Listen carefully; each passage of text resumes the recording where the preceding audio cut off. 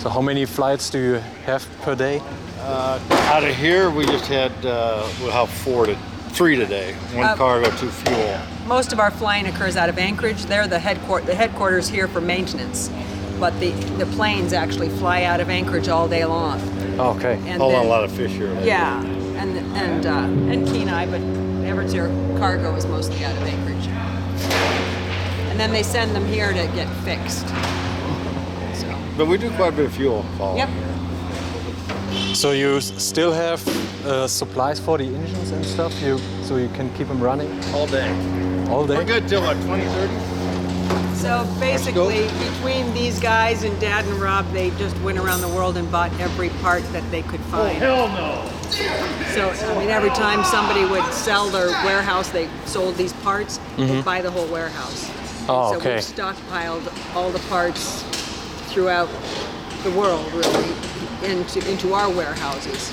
So I guess this is the only area where you really operate Yes. the DC-6. Yes. There's another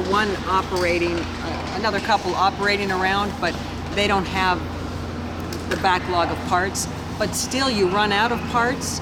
They don't actually make them anymore. So when you run out, you have to make them, right? Yeah. And they fabricate their own. They're heavy. They've got an extra 30,000 pounds, and they're heavy. Okay. I mean, when they return empty, they get off a little easier. It still takes a while, but Yeah, I do. they can use up some runway. But when they're heavy, it's just you can only gain so much, and they're pretty darn heavy when they get out of here. Yeah, because it looked like they're just hanging there. Yeah. Sometimes it's like, come on.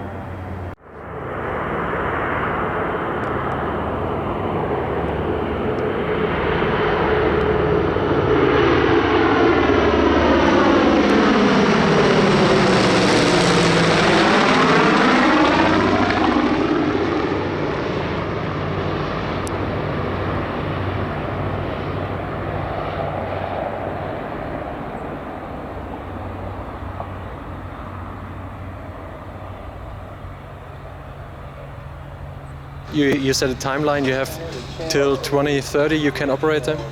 Well, there isn't. It's some of these will get timed out beforehand. I mean, there's only so many hours on the airframe itself.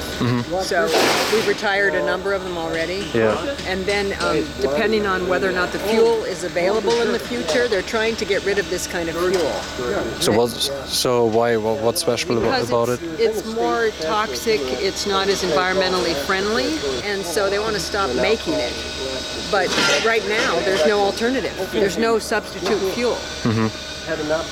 So they're gonna make it more expensive just to buy it? They're gonna make it tougher and tougher until they come up with an alternative fuel. And then if they do, they're gonna have to outfit your whole airplane, which may not work. So I guess the answer is to use them up before then. We have people coming all the time. Like today, someone came and they wanted to buy a DC-6 to take it to Tokyo to put it in a museum.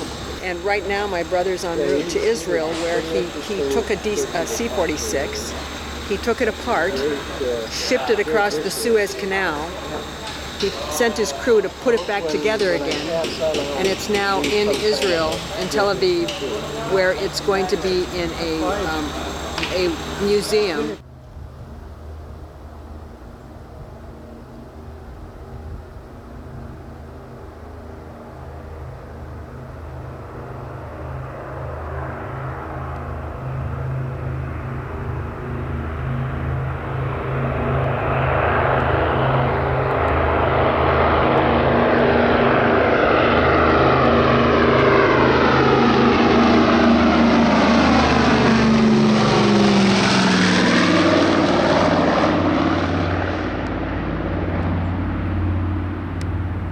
you mentioned the Red Bull one. I've seen that one a couple of times. It's like polished and Yes. they did some restoration on it. Yep. Yeah, they are flying on some air shows in Europe Yeah. where you can see it. They have a beautiful hangar there in Austria where you can eat Yeah. off the floor. And so what happens is when they want to train new pilots, they send them to us. Ah, okay. So because you are the most experienced. And so they own a trainer for the 6, and it's across the street here. We built a room for it. They own the trainer, and what happens is we built the room, and we can use the trainer whenever we want, but they own it. But we have to train their people. Okay. So that's the deal we have with them. And they're only 2 in the world. Yeah. And the other one isn't operating. Okay. So really, it's the only operating trainer in the world.